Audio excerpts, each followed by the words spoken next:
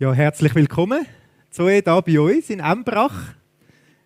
Es ist eine Ehre für uns, dass du da sein darfst bei uns. Sogar extra heute Morgen gekommen zu uns ins Embrachertal. Und ich bin mega gespannt, was wir in der kommenden Zeit, in den kommenden Minuten von dir werden hören. Ich weiss nicht, wie es euch geht. Vielleicht habt ihr auch schon reingeschaut, was man alles findet online über Zoe. Das macht man ja eben heutzutage, googlen. Und vielleicht sind euch schon vor dem Gottesdienst, vor dem Sonntag jetzt, oder auch, wenn du online am Zuschauen bist, vielleicht sind gewisse Fragen auftaucht oder im Verlauf des Tages tauchen bei dir gewisse Fragen auf. Dann will ich dich ermutigen, dass du unsere Slido-Möglichkeit nutzt. Und da kannst du gerade live eine Frage reinstellen, wo wir am Schluss auch Zeit werden haben, um Zoe zu befragen. Ich glaube, es gibt auch ganz viele Leute, die heute zuschauen, die vielleicht ähnliche Sachen erlebt haben. Aber es gibt sicher auch einige, die denken, ja, wer ist denn die Zoe überhaupt? Und das wäre meine erste Frage an dich. Wer bist du? Das frage ich mich manchmal schon. Ich glaube, wir haben noch keinen Ton. Ja. Da. So. Jetzt können wir hören, wer das du bist. Also, ursprünglich getauft bin ich worden als Christine. Christine? Jawohl. Und das hat Zoe bin ich ja heute auch offiziell in den Papieren, überall, Dokumenten.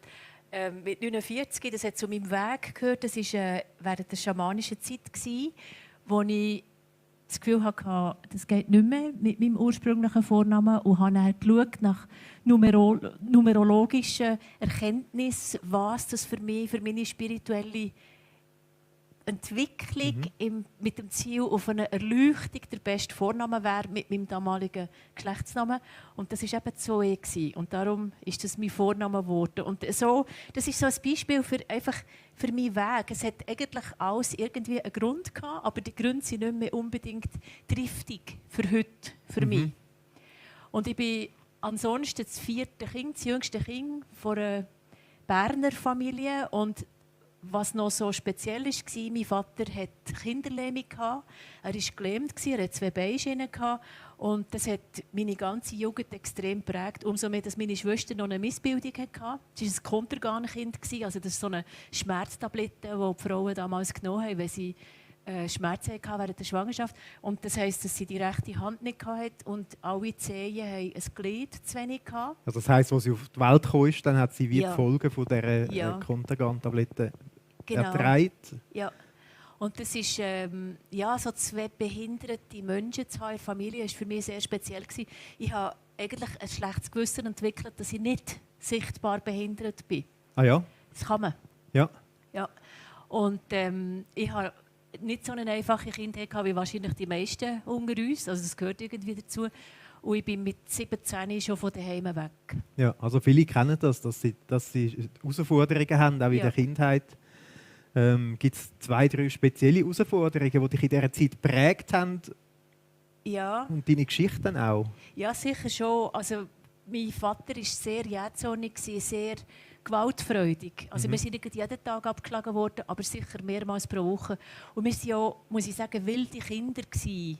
Also, er hat schon scheinbar Grund gehabt für uns zu züchtigen, aber sicher nicht in diesem Ausmaß und auf diese Art. Also, er hat irgendwie...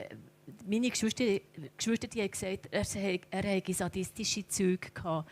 Das würde ich jetzt nicht so sagen. Aber er hat einfach riesige Probleme gehabt wegen seiner Körperbehinderung. Ja, das war so wie ihre Wahrnehmung dann, aus ihrem Erleben heraus. Ja. Und das Zweite, was mich ganz eindeutig sehr geprägt hat, war ein sexueller Missbrauch von einem Nachbarn von mir, der über Jahre ist gegangen. Also das hat angefangen, als ich 16 war. Und das hat irgendwie niemand gemerkt und ich habe es nicht gewagt, jemandem zu sagen. Aber das hat mich wirklich sehr geprägt. Ja, das ist aber eine deftige Sache. Das geht nicht einfach spurlos an einem vorbei. Nein. Und wie bist du in dieser Zeit mit dem umgegangen dann? Ich habe mich geflüchtet in Märchenwelten. Ich habe sehr gerne alle kleine Sachen habe ich sehr gerne gehabt. So Babystuben, Tiere, junge Hündli, junge Kätzli. Das war so meine Welt, wo ich Geborgenheit gefunden und auch Trost. Und dann auch bei meinem Grossvater, also beim Vater von meinem Vater, das war so ein Bauer, so ein typisch mittelländischer Bauer, der Ja, ihm war der Wald sehr wichtig. Ihm ist die Fortsetzung der Landwirtschaft, also auf die Zukunft hinbauen, ist sehr wichtig gewesen. Und er hat sich immer Zeit genommen für mich. Also mit ihm hatte ich unglaublich schöne Erinnerungen gehabt. Und er ist eigentlich der Einzige in meiner Jugend, wo ich gewusst habe, dieser Mensch liebt mich, bei dem bin ich wichtig. Also so eine schöne, nahe Verbindung in dem Fall, wo das auch gegeben hat. Ja. Ja, das wären jetzt verschiedene Sachen, wo es sich eigentlich lohnen würde, um schon ein bisschen genauer anzuschauen, wie du das Ganze erlebt hast und wie es dir gegangen ist. Was mich noch wundern würde, ist, was hat Gott für eine Rolle gespielt? Ich habe noch immer gesehen, dass du gesagt hast, dass Gott wie eine Art des Ungeheuer mit Augen überall war in dieser Zeit. Also das Thema Gott war irgendwo herum, aber es klingt ein bisschen unheimlich. Ja, also meine Großmutter, eben die Frau von diesem lieben Großvater, ist wirklich gläubig gewesen. Das war die einzige Frau, die eine persönliche Beziehung hatte zu Jesus von unserer Familie. Und alle anderen waren so Landeskirchen-Menschen gewesen. Da bist du so 2-3 Mal pro Jahr in die Kirche und bei einer Beerdigung, bei einer Hochzeit. Aber sonst hast du den Gott nicht gebraucht. Du hast genug andere Probleme gehabt und das noch mehr Probleme dir reinholen durch den Gott. Also das war so unsere Meinung. Ja. Und meine Großmutter die hat nach dem Krieg immer auch so Kinder von Deutschland gehabt. Also das waren aber so 14, 15 Leute am Tisch. Und die hat wirklich irgendwie die Nächstenliebe auf diese Art gelebt. Und mich hat das mehr genervt, weil durch das hat sie noch weniger Zeit für uns und war super beschäftigt gewesen. Und sie hat uns immer so einen kleinen strengen Glauben vermittelt, so im Sinn von zuerst Arbeit und dann das Vergnügen oder Bet und Arbeit, weißt du, so solche Sprüche. Und Arbeit hat es wahrscheinlich genug gegeben. Ja, immer. Ja. Also, da bist du nie fertig, da hast du nie irgendwie geniessen oder Freude haben oder so. Am Sonntag hast du nicht tanzen, hast nicht Spiele machen. Einfach, sie war sehr streng. Ja. Und das ist folgedessen auch das Bild, das ich von Gott hatte, dass der Gott einfach streng ist und dass der genau schaut, hast jetzt du super putzte Schuhe, bist jetzt du, was denkst du, was machst du? Dass das ein Gott von der Liebe könnte sein, habe ich nicht gewusst. Nicht gewusst und auch nicht erfahren in dem Sinne, in dem Moment? Nein. Ja. Verschiedene prägende Ereignisse aus deiner Kindheit, die dein Leben sicher auch beeinflusst haben. Etwas, was ich aber auch gehört habe, ist, dass du im Positiven gefördert worden bist, so, sage jetzt mal, für berufliche Karriere, für Schule, für Ausbildung und so weiter.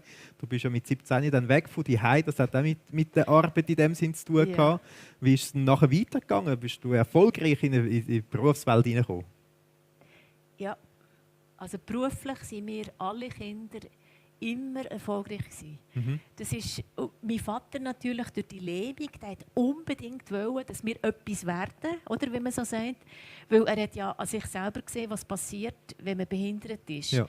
Und das ist für meine Eltern ein riesiges Anliegen gewesen, dass wir selbstständig werden, dass wir einfach eine gute Schulbildung haben und dass wir fähige Berufsmenschen werden. Und das bin ich tatsächlich auch geworden. Ich habe ja nachher später leider keine Kinder bekommen. Und das hat mir den endgültigen Bogen gegeben, dass ich von diesem vermeintlich liebenden Gott gar nichts mehr wissen wollte. Es hat mir gedacht, das ist alles eine Lüge, irgendwie falsche Propaganda, die über den erzählt wird. Und als ich eben keine Kinder bekommen habe ich Vollgas gegeben im Beruf. Weil privat bin ich eigentlich nicht wirklich so... Ja, ich habe mich immer in die falschen Männer verliebt. Das war immer ein riesiges Zeug in meinen Beziehungen. Also da habe ich mich unfähig gefühlt. Dann habe ich keine Kinder bekommen. Und ich dachte, also was bist denn du überhaupt? Was kannst du überhaupt? Wieso gibt es dich überhaupt? Hast du überhaupt eine Lebensberechtigung? Ja. Und wegen dem habe ich mich dann ganz extrem auf den Beruf fokussiert und gedacht, also wenigstens dort, wo die erfolgreich werden. Das ist auch eine Art bewusste Abwendung, jetzt sage ich mal von Gott. Also ein Zitat, das ich gefunden habe, wo man da auch einblenden könnte, das ist, wo du schreibst, so eine Art ein Gebet oder eine Formulierung. Ich verabschiedete mich von diesem Gott, der nur noch eine Sentimentalität aus meiner Kindheit war. Ich wollte kein Mühe mehr mit dem da oben zu tun haben. Also hast du gesagt, bewusst, ich will mit dem Gott wirklich nichts zu tun haben. Ja, das habe ich sehr bewusst gesagt. Ich war so enttäuscht und verrückt und wirklich, also es hat mich gedacht, das kann es jetzt nicht sein, das ist so gemein. Also ich habe wie eine Hass wie eine Verachtung entwickelt auf Gott, aber auch auf Christen. Auf Christen auch, ja. Oh, ja, es hat mir gedacht, das ist einfach so eine Verlogenheit. Liebe gibt es nicht, Wahrheit gibt es nicht.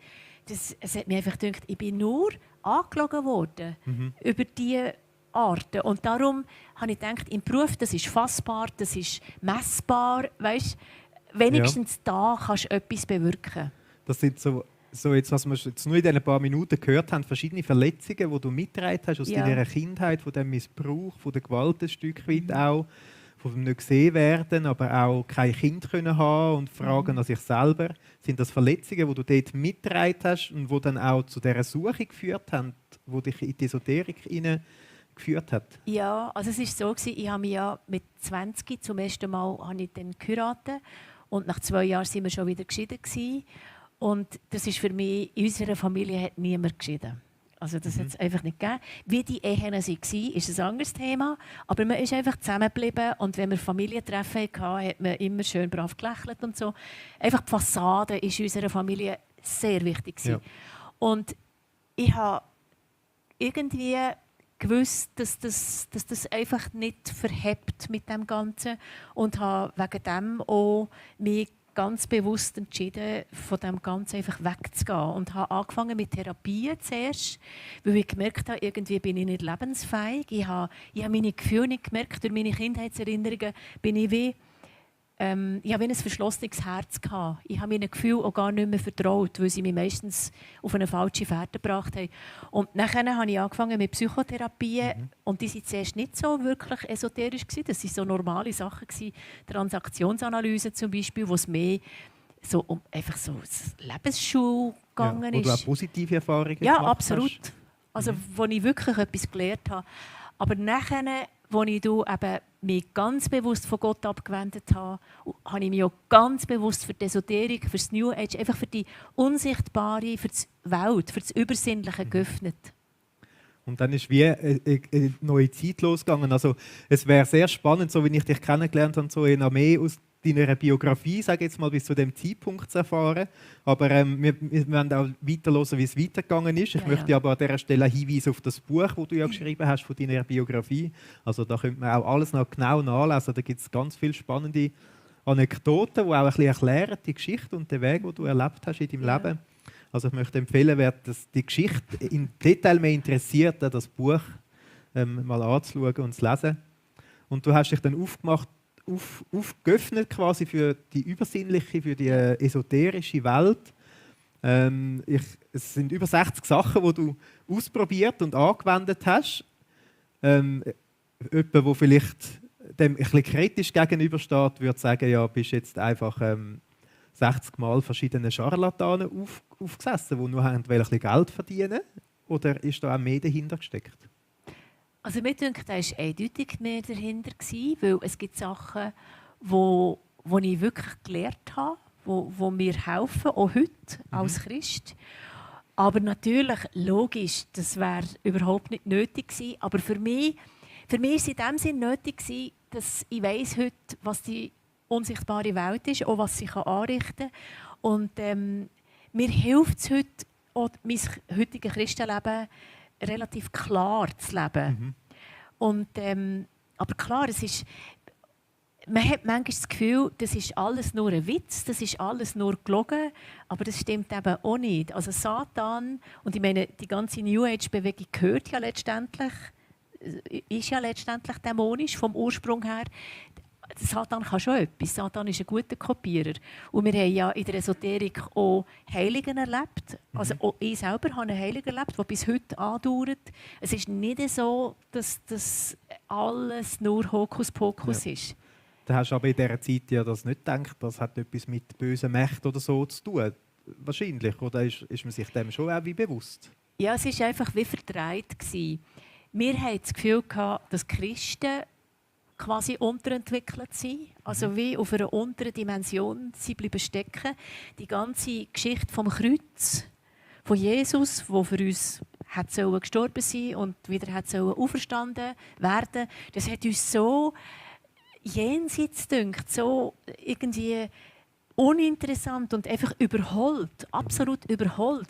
Und wir haben das Gefühl, dass wir in der 4. Dimension leben, wo die Dualität von Gut und Böse, wo es das gar nicht mehr gibt, sondern wenn du mental so stark bist, dass du dich wirklich fokussieren kannst auf Liebe, auf Reinheit, gute Gedanken, dann bist du das. Und wehe, wenn noch irgendwie hat dich jemand genervt, bist du in einer Kolonne gestanden oder ist irgend so, nicht so eine rassigen Autofahrer vor dir oder, und einen Termin. Und dann hast du dich irgendwie genervt, dann bist du natürlich wieder in eine Sitzung gegangen, weil da ist ja noch irgendetwas aufgebrochen von früher. So haben wir gelebt. Ja, also eine Sitzung von irgendeiner esoterische Sitzung. Sitzung dann, ja. Ja.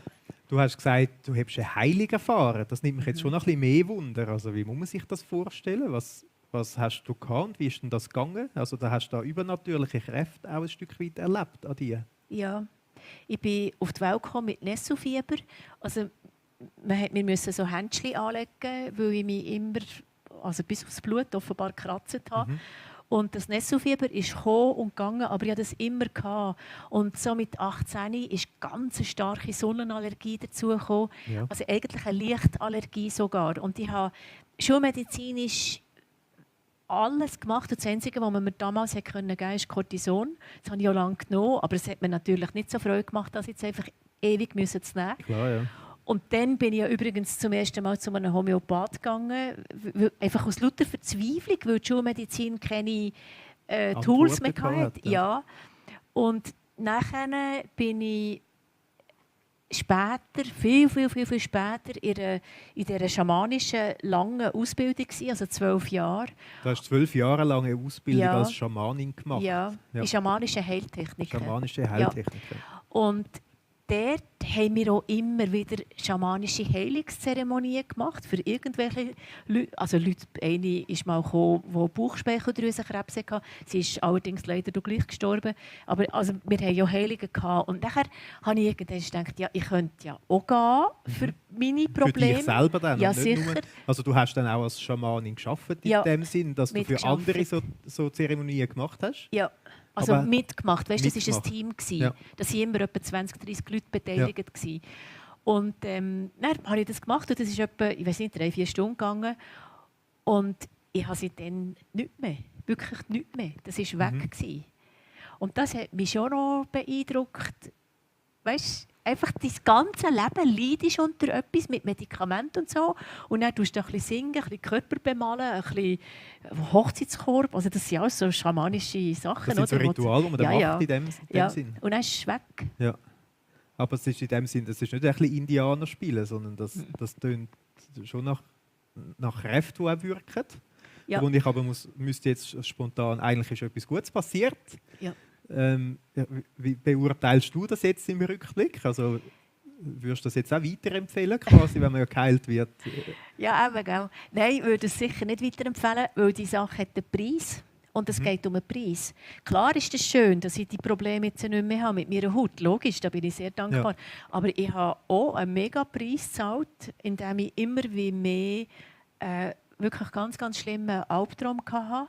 Ja. Indem ich Fratzen gesehen habe von Menschen, dämonische Fratzen, immer mehr, auch sonst so Geistwesen, die herumschwirren. Ja, also zum da noch schnell einhaken, Albtraum. Ich glaube, jeder Mensch kennt ja Albträume, aber du hast wie überdurchschnittlich viele Albträume dann gehabt, oder? Ja, ja, immer einen gleichen gehabt. Immer einen gleichen, ja. Und das erste Mal, als ich den hatte, war nach der ersten Potenz, eben dann, als ich wegen meiner Hautprobleme zu einem bekannten Homöopath gegangen bin. Ja. Und dann, nachdem ich meine erste sogenannte Statuspotenz genommen habe, das war so ein weisses Pulverchen am Abend, dann in der Nacht hatte ich zum ersten Mal diesen Albtraum gehabt. Jetzt kann man sagen, das ist Zufall, kann sein.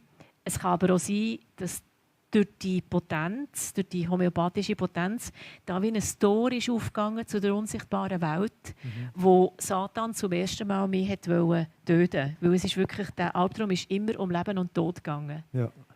Und wo du gekämpft hast, also du erlebt hast, dann immer wieder? Ja, einfach geschrauen. Ich wusste, ich musste immer etwas schlucken.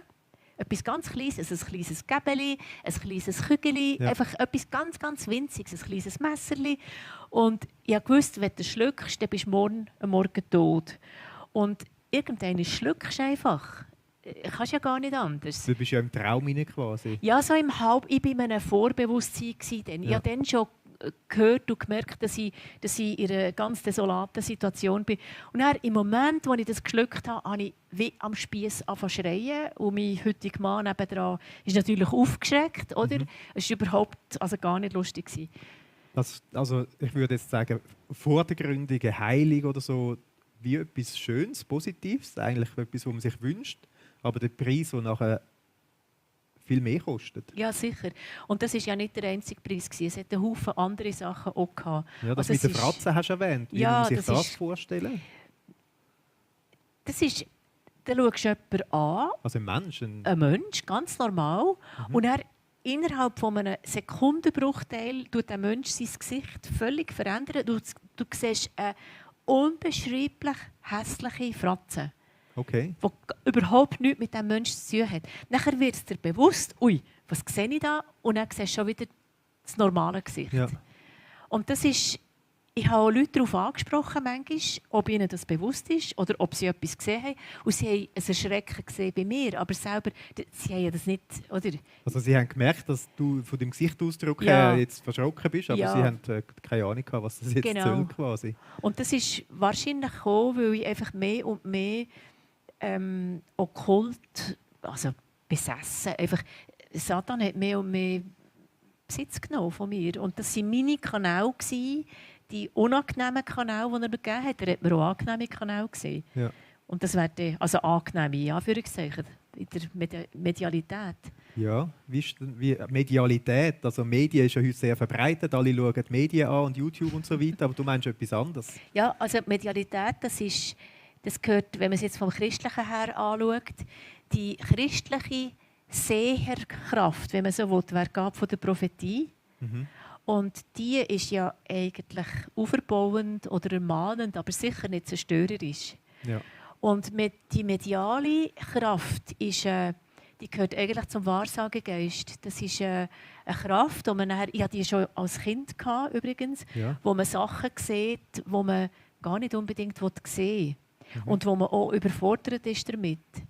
Und ich habe das nachher geschult. Also Sachen gesehen so über die Zukunft oder über andere Menschen? Ich habe über die oder Zukunft irgendwelche- nie etwas gesehen, Ja. aber über andere Menschen, ich habe gelernt sehen, was sie wirklich denken. Okay. Also sie haben ja etwas geredet und ich habe Antwort gegeben. Ich habe den Menschen wie als Schichten, also das klingt jetzt voll schräg, aber ich habe den Menschen wie als Schichten, energetisches Schichtenmodell gesehen und habe einfach in ihn hineingesehen. Und habe nachher Antwort gegeben auf das, was er wirklich denkt. Weil manchmal sagen wir ja nicht das, was wir wirklich denken, sondern irgendetwas anderes. Ja. Und dann habe ich aber Antwort gegeben auf das, was sie wirklich gedacht haben. Und durch das haben sie sich sehr verstanden gefühlt und so. Und das war im ersten Moment etwas echt recht Positives gewesen, wo du denkst, das ist jetzt echt noch etwas Gutes, Lässiges. Ja, ich habe mich wichtig gefühlt mit dem. Ich habe etwas gehabt, was viele andere nicht hatten. Und das hat mir so ein Pseudo-Selbstvertrauen gegeben. Mhm. Und würdest du sagen, hat das auch einen Preis gekostet? Ja, das ist alles in dem. Das hat ganz einen Haufen Sachen gehabt, die ich gelernt habe in diesen etwa 25 Jahren. Ja. Und das hat einfach gemacht, dass ich selber psychisch bin sehr instabil geworden. Also ich denke, ich werde irgendwann in einer Psychose gelandet. Ich habe immer wie weniger gewusst, bin ich jetzt das? Oder ist das irgendetwas, das durch mich rausredet? Ja. Ich habe nicht mehr recht gewusst, in den letzten 2 Jahren etwa, in welcher Realität bin ich. Sind wir jetzt da zusammen oder ist das alles Illusion? Sind wir vielleicht ganz am anderen? Es ist wirklich immer wie unlebbarer geworden, auch für meinen Mann. Er hat langsam Angst bekommen, dass ihm irgendwie entgleiten. Ja. Also er hat Angst bekommen, weil er dich Ja. nicht hat verlieren in dem Sinne. Ja. Und also das sind jetzt ganz verschiedene Sachen, die dann wie zusammengekommen sind und zusammengespielt haben. Hast du das wie können kontrollieren? Also weißt, die Fratzen, die du gesehen hast und die mediale Fähigkeiten, hast du das können kontrollieren und auch abstellen und so? Oder hat es eher dich Nein. kontrolliert? Das hat mich kontrolliert. Also ich bin mehr und mehr besetzt worden durch die Geister, durch die Dämonen. Und ich bin dem völlig ausgeliefert gewesen. Fratzen, ja, die Geistwesen und so, das habe ich null können kontrollieren. Das hat mir so Angst gemacht, dass ich manchmal nicht vor das Haus bin. Es hat Tage gegeben, wo ich einfach bei daheim geblieben. Und ich habe Angst bekommen vor Menschen. Ich habe Angst bekommen, weil ich dachte, ui, wenn ich dann wieder so irgendetwas sehe oder irgendetwas hängt an irgendjemandem, wo ich gar nicht... Das waren nicht schöne Sachen gewesen. Und die Medialität, die ist gekommen, meistens durch mich, oder da tust du wie das 8. Chakra auf, also die Medialität, das ist wie ein Kanal zur unsichtbaren Welt. Ich hatte ja auch meine Geistführer, ich hatte meine Engel, ich hatte meine Drachen, meine Krafttiere, die mich unterstützt haben, die mir geholfen haben. Und mit denen hatte ich natürlich ganz bewusst Kontakt gehabt. Und daneben ist manchmal irgendeine Eingebung gekommen, ohne dass ich das bewusst wollte. Mhm. Also auf mich klingt das jetzt relativ unheimlich. Wie ist es dir gegangen in dieser Zeit? Ist dir auch so vorgekommen? Hast du auch gedacht, oh, auf was lade ich mich da ein? Oder bist du in dem Moment wie auch ganz zufrieden damit? Also nein, zufrieden bin ich auf gar keinen Fall gewesen, aber ich bin wie in einem Hamster, ich bin wie gefangen gewesen in meiner Welt. Ich bin nicht mehr rausgekommen. Das Christentum habe ich ja das hat für mich sowieso absolut nicht gegolten. Folgedessen habe ich in meine Möglichkeiten geschaut, immer mehr, und habe immer mehr gesucht, dass es mir endlich besser geht, dass ich in den Frieden komme, dass ich in den erleuchtet, ruhig, friedvoll Zustand hineinkomme, wo ich so viel gemacht habe dafür, für in den hineinzukommen. Und natürlich hat es Momente gegeben, wo ich so fast in einer Ekstase war, durch die Nahzeremonie, aber daneben wieder eine absolut abgrundtiefe Hoffnungslosigkeit, die ich am liebsten hätte sterben. Als ich aber die Liste gesehen habe, was du alles ausprobiert hast, hat es schon 2, 3 Punkte gegeben, wo ich dachte, das klingt auch sehr christlich. Also wo ich jetzt das Christentum auch gar nicht mehr bedeutet, aber du hast vorher gesagt, von deinen zwar Drachen, aber auch Engelstatuen oder Engel, die du gehabt hast, oder auch so Christuslicht, Engelmeditation sind so Begriffe, die ich dort gelesen habe. Das klingt eigentlich auch sehr christlich. Ja, also diese Art von Christentum, die habe ich geliebt. Ich habe einfach die Christen, die klassischen, so wie wir jetzt da, oder, die habe ich abgelehnt. Aber unsere Art von Glauben auch an den vermeintlich Jesus Christus, an den habe ich schon sehr geglaubt. Ich habe in dem letzten spirituellen Zentrum, wo ich die letzten Jahre war, das ist nach dem Schamanismus. Das war so, im Schamanismus hast du ja alchemisch ganz bestimmte Abläufe, wie dass du etwas machst, für dass die Geister kommen, dass die dich unterstützen, dass du Kontakt haben mit ihnen und so. Und wenn ich sage Geister, ist das natürlich ein riesiges Spektrum. Das können ja Ahnen sein, das kann auch das kleine Volk sein, das können auch Feen sein, das kann auch das Einhorn sein, das ja heute in jedem Kinderzimmer rumschwirrt und so weiter.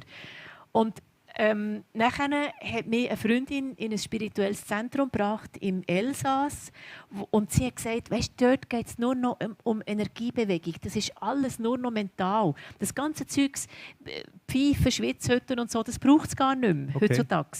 Und das hat mich natürlich spannend gedacht, weil ich wollte ja weiterkommen, Und es wäre dann ein bisschen einfacher geworden auch. Also absolut. Und dort ist es tatsächlich um einen Jesus gegangen. Wir haben den Jesus angebetet und ich habe gemeint, dass ich der gleiche... Wo Christen davor reden auch. Ja, ich habe gemeint, ich sei fromm geworden. Ja. Das war aber nicht der gleiche Jesus? Ja, nein, eben nicht. Aber das habe ich erst gecheckt, als ich schon begläubig war. Ja. Dass es offenbar verschiedene Jesuser gibt.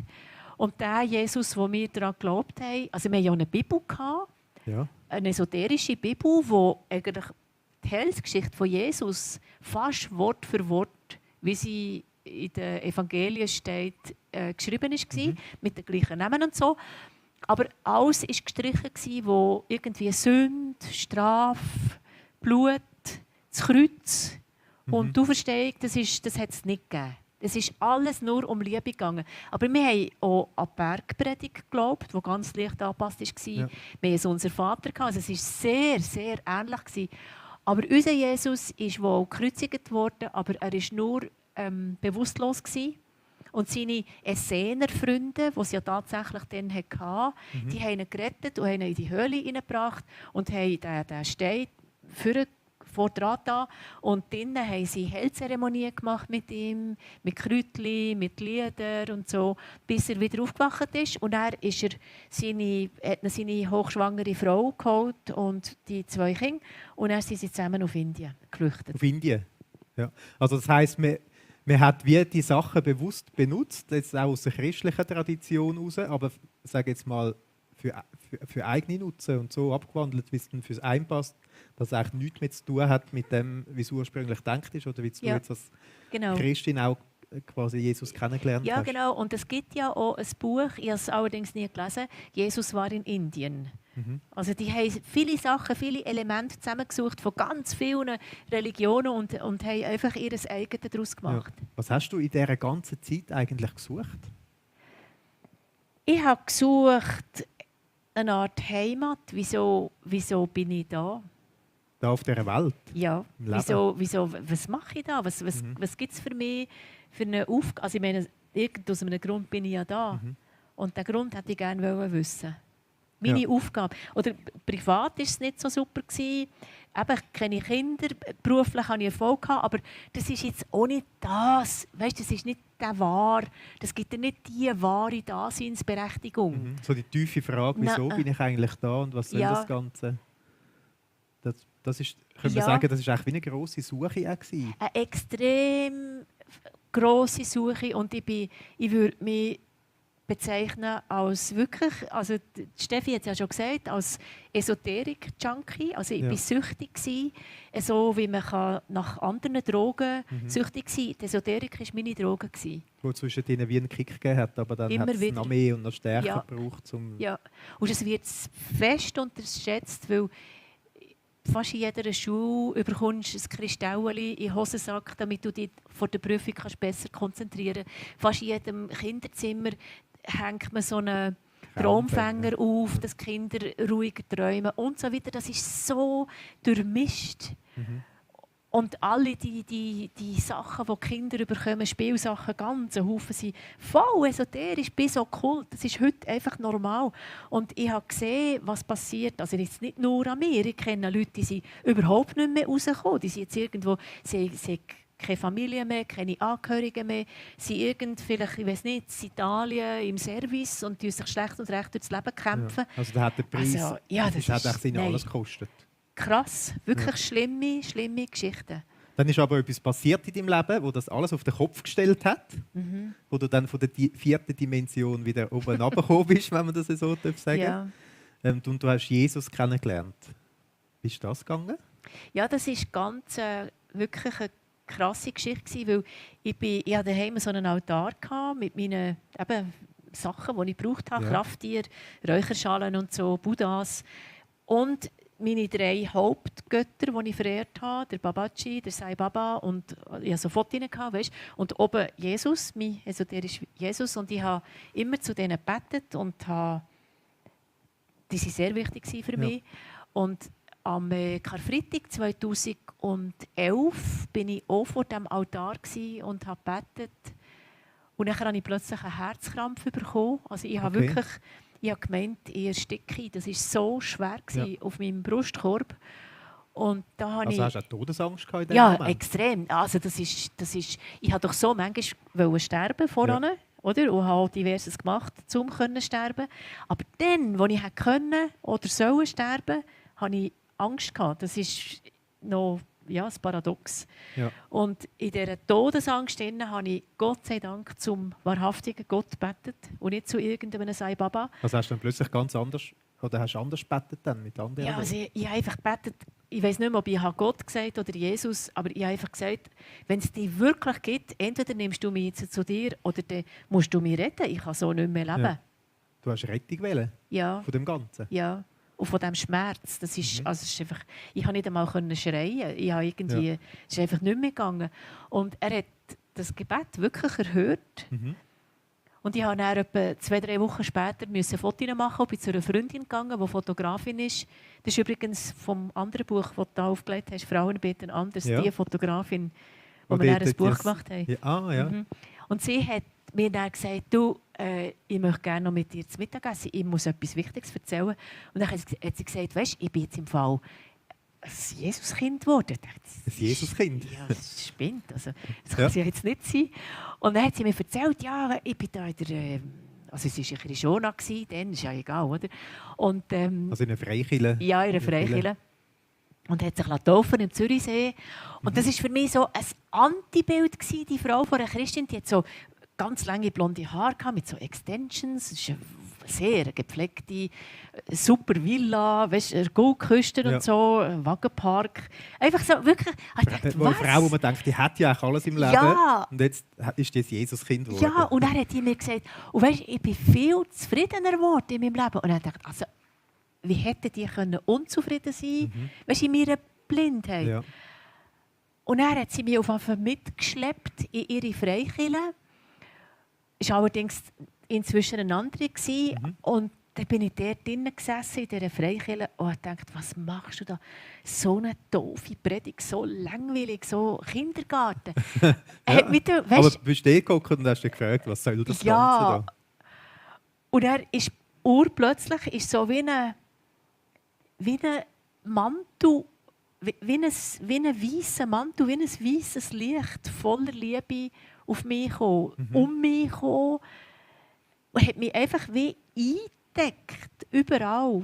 Also hast du dich in dem Moment wie einfach unglaublich geliebt Ja. gefühlt? Und das ist, weißt, ich habe mein ganzes Leben eigentlich nach Liebe gesucht. Ja. Und die Liebe, die ich dort gespürt habe, ich habe die Liebe nicht gekannt. Das war nicht zu vergleichen mit meinen vorherigen Liebesversuchen. Und das war unbeschreiblich schön gewesen. Ich glaube heute, dass sich Jesus dann mir gezeigt hat. Also auf diese Art. Dass eigentlich du in dem Gottesdienst, den du eigentlich komisch gefunden hast, plötzlich die Liebe von Gott gespürt hast. Ja. Und das hat mich, das hat angedauert, vom Sonntagmorgen bis zum Donnerstagnachmittag. Bin ich in diesem Liebesmantel inne gewesen. Also das ist so schön gewesen. Ja. Ich hatte das nachher nie mehr gehabt, aber das hat mich an Jesus schon so ein paar Prozent näher gebracht, lieber gemacht. Irgendwie, der Hass, den ich hatte, es bin ein bisschen aufgeweicht. Und dann hat sie mich gefragt, ob wir nicht zusammen in einen Glaubensgrundkurs gehen wollen. Das war ein Alpha-Life-Kurs. Ja, machen ihr ja auch. Ja, genau. Und da bin ich gegangen, eigentlich wegen dieser Freundin, nicht wegen dem Alpha-Life-Kurs. Und das hast du dann ein bisschen komisch gefunden, oder? Sehr. Ja. Aber bist du dabei geblieben, oder? Ja, bist ich bin dabei geblieben, aber die Menschen haben mich mega komisch gedacht. Und dann, irgendwann ist so etwa der Hälfte, habe ich gemerkt, ich bin wahrscheinlich auch so eine komische. Und das ist wirklich, nein, also ich bin dort, ja, es ist einfach speziell, weißt, wenn du plötzlich merkst, offenbar hast du dich verirrt und geirrt. Und zwar nicht ein bisschen, sondern du hast dich wirklich getoschen. Also und das im ist, Leben mit den Esoterik-Sachen. Ja, mit all dem mit Zeug, das ich gemacht ja. habe. Und da kommen Schuldgefühle und Scham. Bist demütigend. Und ich war sehr ein hochmütiger Mensch. Das sind ja viele Esoteriker. Wenn du wirklich das Gefühl hast, oder wir haben ja die Christen evangelisiert, quasi missioniert, weil wir ihnen helfen wollten. Ja. Also wir hatten wirklich einen Dünkel und ich hatte den Dünkel auch extrem gehabt. Und dann zu merken, dass das wahrscheinlich, ja, dass wirklich auf dem falschen Dampfer bist. Ja. Und das heisst, du bist nachher in dem Alpha-Life-Kurs, hast die Liebe von Gott erfahren und du hast nachher Gott eine Chance gegeben. Jawohl. Das klingt mir noch spannend. Wie hast du das gemacht? Ja, ich habe nachher, am 30. Oktober 2011 haben wir das sogenannte Heilige Geist-Wochenende gehabt. Ja. Und dort habe ich gemerkt, ich glaube, deine letzte Chance, Zoe, wenn du da willst, einigermaßen heil rauskommen, dann mach du jetzt die ganze Sache mit dem Jesus. Kehr um. Ich hatte dann noch 0 Sündenerkenntnis. Wirklich 0. Ich hatte das Gefühl, ich bin ein super Mensch. Grosszügig, liebevoll. Weißt, Ein guter Mensch in dem Sinne. Ja, wie es die Esoteriker häufig meinen. Und Gott sei Dank hat der Kleingruppenleiter, wo ich das Übergabegebet gemacht habe, nicht irgendwie da zu fest insistiert, sonst wäre ich wahrscheinlich davon gelaufen. Ja. Das ist über Monate nachher erst gekommen, die Sündenerkenntnis. Und also Sündenerkenntnis, so das Bewusstsein, dass man Vergebung von Gott braucht? Ja, dass ich fern von Gott gelebt habe, dass ich Sachen gemacht habe, die ihm gar keine Freude gemacht haben, dass ich mich verschuldet habe, ihm gegenüber eigentlich. Und nachher habe ich gesagt, gut, ich mache das Übergabegebet an dem 30. Oktober, aber ich mache das nur bis Ende Jahr. Ich bin das finde ich auch so krass. Ich war so misstrauisch diesem Gott gegenüber. Und vorher habe ich jeden Blödsinn gemacht. Ja. Einfach reingekumpelt, weißt, nichts nachher studiert. Und da, wo ich vertrauen konnte, bin ich Da bist du nicht einfach skeptisch reingekumpelt, sondern Ja. hast sehr vorsichtig. Sehr.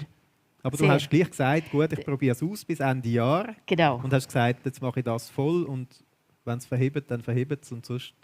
Ja, ich Gehe habe wieder dem Jesus einfach gesagt, also du musst dir zeigen. Also ich Ja. will etwas Besseres erleben mit dir, als das, was ich vorher erlebt habe, sonst gehe ich zurück. Würdest du das auch anderen Leuten empfehlen, die jetzt, sage ich mal, so auf der Suche sind und nach mehr fragen im Leben und vielleicht ganz viele esoterische Sachen auch schon ausprobiert haben und nicht recht wissen, was sie sollen, sagen, komm, probier es doch einmal aus mit dem Jesus. Ich würde das unbedingt sagen. Also ich sehe das sehr pragmatisch. Du machst irgendwie mal ein Abo von einer Zeitung oder von einer Zeitschrift und dann, wenn es dir nicht passt, das Abo, dann tust du es ja wieder künden. Wieso? Gerade Esoteriker die wirklich die Hände verrühren vor dem christlichen Glauben, aber nur dort. Warum? Man kann den Jesus wirklich testen. Also das ist wirklich denkbar. Wie würdest du jemandem empfehlen, jetzt den Jesus zu testen? Weil man hat ja vielleicht schon so Jesus-Figuren und Statuen und Engelsymbole und so weiter. Ja. Was muss man dann machen? Also, was wäre ganz konkret, um den Jesus zu testen? Also ideal ist natürlich so, wie ich es hatte, eine Freundin, die da ist für mich. Wenn ich Wo Fragen Jesus habe. in dem Sinn gläubig ist und Ja. Jesus kennt. Ja, und sie hat mir ein paar DVD gegeben, sie hat mir auch ein Buch 2 gegeben zu lesen. Sie war da, wenn ich einfach nicht weiter gewusst. Ja. Und das war für mich eine unglaublich wichtige Stütze. Nachher hat sie mir eine einfache Bibelübersetzung geschenkt, die wir auch zusammen immer wieder gelesen haben. Und hat sie mir Sachen erklärt, die ich doch nichts verstanden. Ja. Und der Alpha-Life-Kurs, also den finde ich halt einfach grandios. Ja. Ohne diesen Kurs wäre ich heute wahrscheinlich nicht da. Ja. Ich hätte nie zu den Leuten gehört, die du einfach auf der Straße ansprechen kannst. Du brauchst Jesus, komm, ich mache ein Gebet mit dir. Hätte ich nie gemacht. Ja. Nie. Aber und wie würdest du das jetzt sagen? Würdest du sagen, all die Jesus-Sachen, die du gehabt hast, die müssen wir einfach wie wegtun und sagen, jetzt tue ich mich nur mal auf den christlichen Jesus fokussieren? Oder würdest du sagen, man sollte auch so ein bisschen Verbindungen suchen, weißt? Nein, also die Verbindungen suchen, das glaube ich persönlich gar nicht. Das machen ja viele. Und gerade die Menschen aus der Esoterik machen häufig nicht wirklich reinen Tisch. Aber man kann, und das steht auch so in der Bibel, man kann nicht zweigleisig fahren. Das geht einfach nicht. Ausser ich will ein nach wie vor äußerst schwieriges Leben. Mit Zweifel, mit Anfechtungen vom Morgen bis am Abend, mit nie recht stehen, keine Frucht erleben im Glauben, nicht vorwärts kommen. Das kannst du natürlich schon so entscheiden. Also du würdest empfehlen, wenn man den Jesus ausprobiert, dann sollte man einfach das wie mal eine Zeit lang ganz machen und das andere weglassen. Ja, dem Jesus und sich selber wirklich eine Chance geben. Täglich würde ich sagen, in der Bibel lesen, und zwar nicht einfach irgendwo aufschlagen und schauen, was steht da, sondern irgendwo, sei es beim Lukas-Evangelium, das mal lesen oder überhaupt beim Matthäus-Evangelium, das wirklich lesen, meinetwegen 4-mal lesen, 5-mal lesen, einfach mal lesen und beten voran, bevor ich in der Bibel anfange zu lesen, dass ich einen offenen Geist bekomme, dass mein Geist das kann erfassen einigermaßen, um was es geht. Ich habe allerdings auch die Erfahrung gemacht, ich habe sehr lange gebraucht, bis ich ein bisschen angefangen zu verstehen von der Bibel. Und trotzdem hat mich die Bibel verändert. Ja, das heisst, man sollte sich schon ein bisschen Zeit nehmen. Ja. Das braucht auch Zeit, das ist ein Weg, wo man unterwegs ist. Ja, auch in der Esoterik haben wir sehr viel Zeit investiert voran. Ja. Also wieso kann man das nicht auch beim Christentum? Wieso dort so schaurig, ungeduldig sein? Das muss jetzt schon alles klappen und so. Also man darf dem Jesus und sich selber auch Zeit geben. Es ist ein Weg. Vielleicht braucht es auch noch Seelsorge, vielleicht braucht es auch noch eine Befreiung von der Vergangenheit. Das ist alles möglich. Jetzt für dich, du bist in dem Sinn wie befreit von der Vergangenheit. Du hast den Jesus kennengelernt, du bist mit Jesus unterwegs. Vermisst du manchmal die esoterischen Sachen noch ein bisschen? Oder bist du wie froh, hast du es jetzt für dich hinter dir gelassen? Also ich bin jeden Tag mindestens einmal dankbar für den Ort, wo ich heute bin. Mindestens einmal danke ich unserem himmlischen Vater, dass er mich rausgezogen hat. Das ist ja nicht selbstverständlich. Ich bin so unbeschreiblich dankbar. Ja. Mir geht es heute so unendlich besser als früher. Die Beziehung zu meinem Mann ist so viel besser. Ich bin heute im Frieden. Ich kann jeden Moment sterben. Ich weiss, wo ich hergehe. Mhm. Ich weiss, warum dass ich gelebt habe. Albträume sind weg. Also, ich habe noch ein bisschen Seelsorge gebraucht. Ja. Sie sind nicht ganz weggegangen. Auch nach der Befreiung sind sie nicht ganz weggegangen. Und ja, also falls irgendjemand ein Missbrauchsthema hat, das war ein direkter Zusammenhang mit dem Missbrauch. Okay. No. Und das hat mich schon noch krass gedacht, weil ich habe so viel gemacht, um frei zu werden, seelisch von dieser ganzen Geschichte. Und es gibt einfach Geschichten, die einem fast das Leben lang anhängen, auch wenn man gar nicht mehr daran denkt, auch wenn man scheinbar im Frieden ist, aber irgendwo ist da einfach noch etwas gewesen. Ja. Und heute, in der letzten Zeit, also dieses Jahr, habe ich etwa vielleicht 3 Mal wieder, aber nur noch ein Wimmern gehabt. Ja. Das heisst, du würdest schon auch empfehlen, das nicht auf die Lichtschulter zu nehmen, sondern zu sagen, wenn es Sachen gibt, die einen bewegen, belastet, beschäftigen, dass man sie in einer Seelsorge, im Gespräch, mit Gebet, mit der Bitte an Gott, dass er einen befreit durch seine Kraft, dass man die Sachen wie angeht. Ja, und ja, so. Ich finde das wichtig. Ja. Ihr habt ja auch die Gesprächsbox und ihr habt ja auch Seelsorge. Genau. Und ich stelle immer wieder fest, dass Christen sich schämen, die Angebote in Anspruch zu nehmen, weil sie sich auch schämen vor dem, was sie belastet. Und ich finde das so traurig, weil wir sind ja noch sündig, wir sind ja noch nicht im Himmel. Und zu wissen und zu machen, das ist einfach manchmal noch zweierlei. Und ich möchte euch wirklich ermutigen, ja, dass ihr einfach nicht aufgebt, wenn irgendetwas ist, das einen belastet. Ich arbeite ja auf der Heilsarmee, wo ich bin. Das ist ja meine Kirche, Zuster. Und ich arbeite dort noch 40% auf dem Seelsorgezentrum. Und weisst, ich habe immer wieder Christen von der ganzen Schweiz, auch von Deutschland, Österreich, die anrufen, die haben zum Teil 30 Jahre das gleiche Problem mit sich herumgeschleppt. Also man kann sagen, 1/3 oder 2/3 vom Leben, wo sie gelitten haben und nicht gewagt haben, Hilfe zu holen. Ja. Und das ist doch einfach traurig. Ja, das ist schade. Also, die Gesprächsbox ist auch unten verlinkt, die wir jetzt anbieten, im YouTube, in der Beschreibung von dem Ganzen. Kann man dort einfach auf den Link klicken. Oder du hast gesagt, du bist in der Heilsarmee Uster. Ihr habt auch so ein Angebot, das man auch online findet, gell? Ja. Also das wäre eine Empfehlung, wirklich jemanden zu suchen und die Sachen zu thematisieren. Ja. Ich habe noch 2, 3 ganz praktische Fragen, wo ich jetzt auch die Fragen aus dem Slido gerne einfließen lasse. Eine ganz praktische Frage ist jetzt, ich bin jetzt als Christ in meinem Alltag mit Menschen unterwegs und praktisch jeder hat irgendwo seine esoterischen Gepflogenheiten, manchmal bewusst, manchmal unbewusst. Ich sage jetzt mal einen Traumfänger, der hängt. Das ist jetzt wie etwas sehr Verbreitetes, aber es gibt ja viele Leute, die machen Yoga oder irgendwelche andere Praktiken, wo man manchmal denkt, ist es so etwas Schlimmes dabei, oder ist das wirklich etwas Gravierendes? Wie tut man das ein bisschen einordnen? Wo muss man wachsam sein und hinschauen und vielleicht selber auch die Finger davon lassen? Und wo muss man sagen, ja, das ist jetzt halt ein paar Federchen, die im Zimmer hängen. Das ist jetzt nicht so, muss man kein Aufheben darum machen. Ja, also mir dünkt, eben, wenn das für mich ein Federchen ist, das rumhängt, du hast keine Ahnung, was das ist, dann dünkt mir das ein Unterschied, als wenn ich weiss, dass es eigentlich etwas ist, das wieder göttlich ist. Mhm. Das ist mal das Erste. Und zum Wissen, ob etwas wieder göttlich ist oder nicht, haben wir die Bibel. Mhm. Man kann auch manchmal recherchieren. Es gibt auch Literatur, beispielsweise gibt es diverse Bücher, sagen wir jetzt Naturheilkundeverfahren aus christlicher Sicht. Das ist jetzt der Titel von einem Buch. Ja, zum Beispiel. Ja. Es gibt vielleicht 10, 12, 15 solche Bücher. Also, ich finde es wichtig, dass man selber, wir haben ja einen Verstand bekommen, dass wir den auch nutzen und nicht einfach blindlings irgendetwas machen, weil das jetzt die Cousine auch macht. Oder, weil es schwirrt vielleicht extrem viel um. Und das Dritte, was mir persönlich ganz wichtig dünkt, ist der Geist die Gabe von der Unterscheidung der Geister. Mhm. Also die Gabe von der Unterscheidung der Geister dünkt mir heutzutage wirklich wichtig. Und dass wir selber auch ein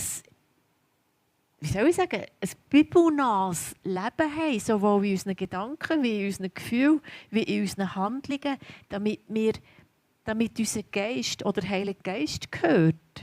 Mhm. Weil das sagt uns nämlich viel über das Gewissen beispielsweise, über die Intuition auch. Und die Stimmen sind halt aber nicht so laut oder? Also auf die feine Stimme vom Ja. Heiligen Geist auch hören oder Ja. bewusst so Sachen auch mit Gott zu besprechen, Ja, nachforschen, ja. was Profis jetzt dazu sagen. Hat das jetzt mit dem christlichen Glauben, ist das vereinbar oder nicht? Zum Beispiel, ja. Weil weißt, ich habe früher, als ich noch in der Esoterik war, ich hätte manchmal das leisliche Stimmchen gehört von Ja. Gewissen. Manchmal, wenn ich darauf gehört hätte. Ja. Aber dann hast du nicht darauf gehört oder Nein, hast du es natürlich beiseite geschoben dann Ja, in dem Moment? ja, nichts wissen. Ja. Und ich stelle auch heute fest, auch bei mir selber, die Stimme, die ist wirklich leise. Ja. Was soll ich machen, wenn ich Leute in meinem Umfeld habe, die sage ich mal, esoterische Praktiken haben? Ich habe die Leute gern. Sollte ich sie warnen? Sollte ich sie darauf ansprechen? Sollte ich sie gar nicht mehr treffen, weil es ein bisschen gefährlich ist? Oder wie sollte ich mit solchen Leuten umgehen? Also gefährlich dünkt es mir gar nicht. Weil wir stehen ja unter dem Schutz vom Höchsten. Und wenn Jesus Sieger ist über alles, dann ist er auch Sieger über die Esoterik. Ja. Und sonst, also das Allerwichtigste, dünkt mir Retterliebe. Wirklich Liebe, die Agape-Liebe, die neutrale Liebe, die ich eigentlich sollte haben für jeden Menschen, was auch immer für eine Vergangenheit er hat oder wo auch immer er aktuell drin steht. Ja. Und das ist etwas, was mir manchmal wehtut. Also ich arbeite auch bei mir. Auch ich habe meine Punkte, wo ich tendiere zum Verurteilen. Ja. Und so zwischen Verurteilen und Beurteilen ist manchmal noch schwierig. Und ja, ich muss mich auch selber immer wieder zurücknehmen, dass ich die Sachen nicht besser weiss. Aber es ist wirklich, das ist in unserer heutigen Gesellschaft, ja, auch bei aktuellen Themen, da hat jeder eine Meinung und hat das Gefühl, oder man ist so in der eigenen Bubble und hat das Gefühl, das ist jetzt die ganze Wahrheit und sieht gar nicht, dass dort neben uns hat es auch Menschen, die vielleicht auch eine Meinung haben und auch etwas könnten sagen dazu. Und mir denkt es so wichtig, auch bei der Esoterik, dass wir uns auch interessieren für den Menschen. Wieso ist denn der überhaupt so, wie er ist? Statt ihm nur den Bibelvers um die Ohren zu schlitzen. Das ist, wir haben ja schon, oder wir haben ja recht, wir wissen es ja, aber der Mensch hat ja auch seine Gründe, auch wenn wir die nicht unterstützen können. Und durch das sich interessieren für eigentlich die Not füreinander.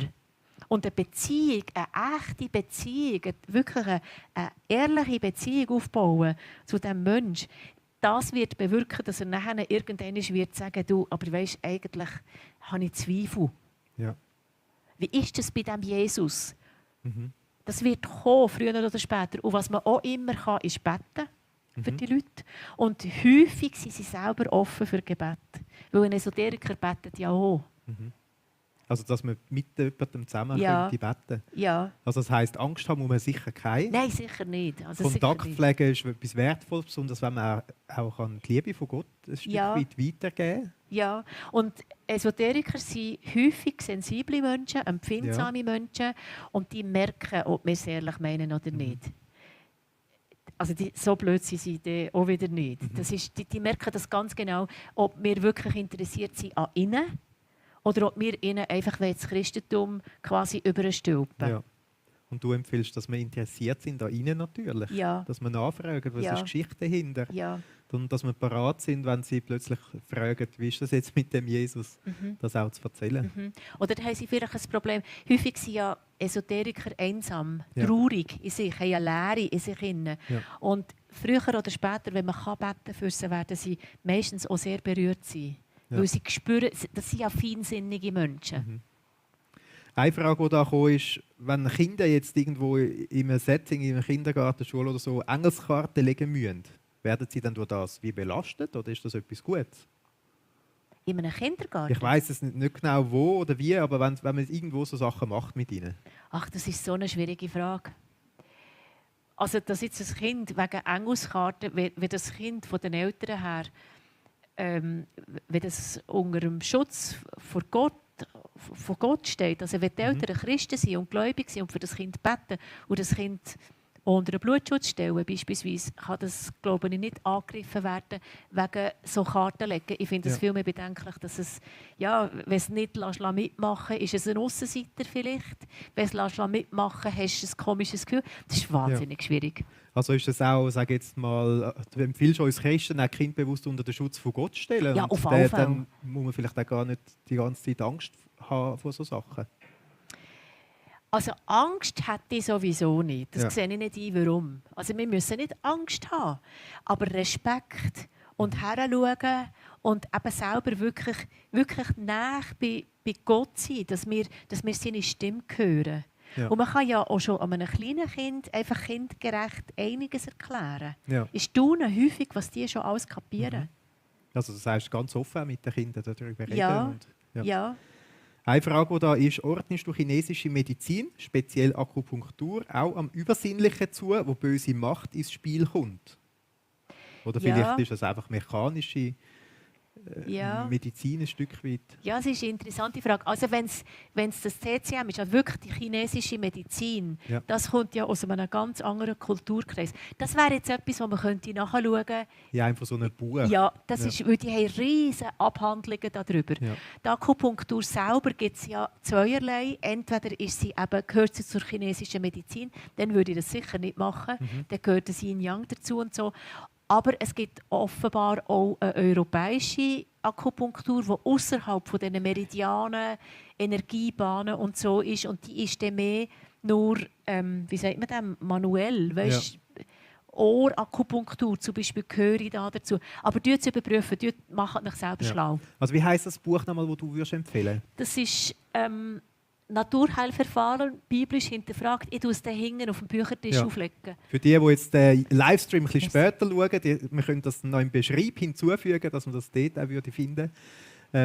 Also das soll man ruhig gut überprüfen, so Sachen, Ja. würdest du empfehlen. Ja, und der Patrick Warten, der Autor von diesem Buch, der hat auch eine super gute eine App gemacht, wo ein grosses Register hat, wo man kann irgendwelche, eben zum Beispiel TCM eingeben und dann lesen. Ja. Nachlesen selber.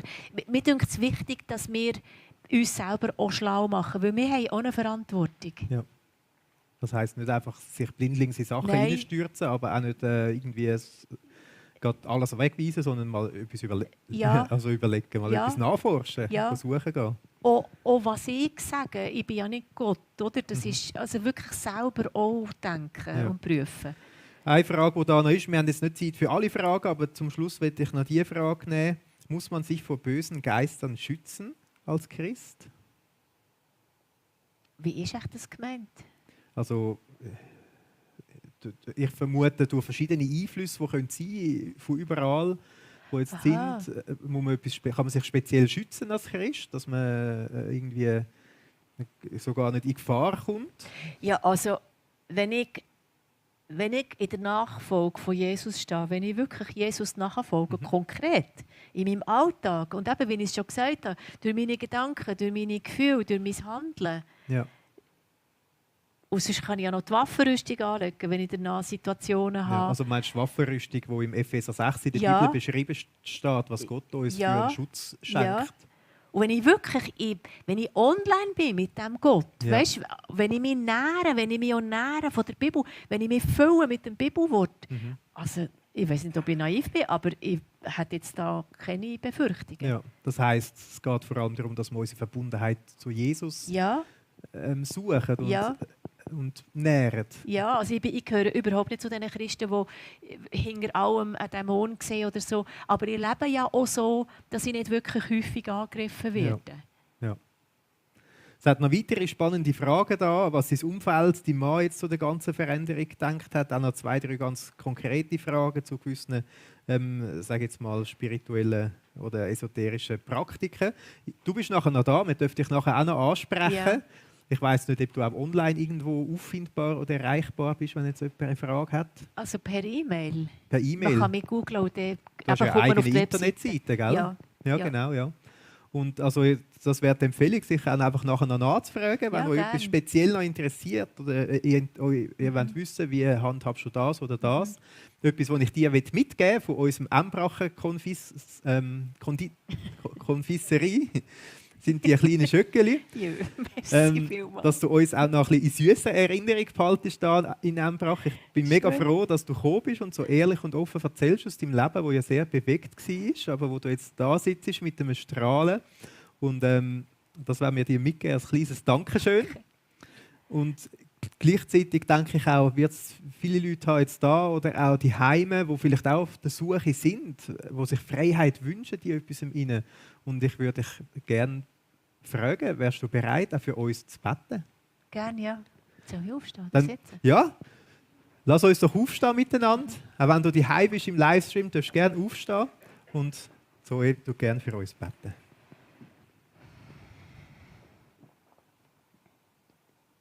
Jesus, ich danke dir, dass du wirklich der Sieger bist über jedem Leben, über allen, die jetzt da sind, über ihren Angehörigen, auch über die vom Livestream, die auf diese Art zugeschaltet sind. Ich danke dir, dass wir das wissen und dürfen glauben, dass du Sieger bist, dass dir nichts entgeht, dass du stärker bist als der Widersacher, dass du stärker bist als jede Anfechtung und dass wir bei dir Frieden finden können, ankommen, Ruhe und ein neues Leben. Ein neues Leben, das unglaublich abenteuerlich sein kann. Und ein ewiges Leben mit dir, an deiner Seite, in deiner Herrlichkeit. Und ich danke dir, dass du jetzt alles Gehörte bei allen ordnen und büscheln und dass sie einfach das Gute mitnehmen, das, was sie aufbauen, was sie weiterbringen, näher bringen zu dir. Mögst du alle ganz reich segnen. Und auch unsere Sippen, unsere Angehörigen, auch die noch nichts wissen von dir oder die enttäuscht sind oder die sich abgewendet haben. Gerade in dieser Zeit jetzt brauchen wir dich so sehr, bist du mit uns. Vom Morgen bis am Abend, ununterbrochen. Amen. Amen. Danke vielmals, Zoe.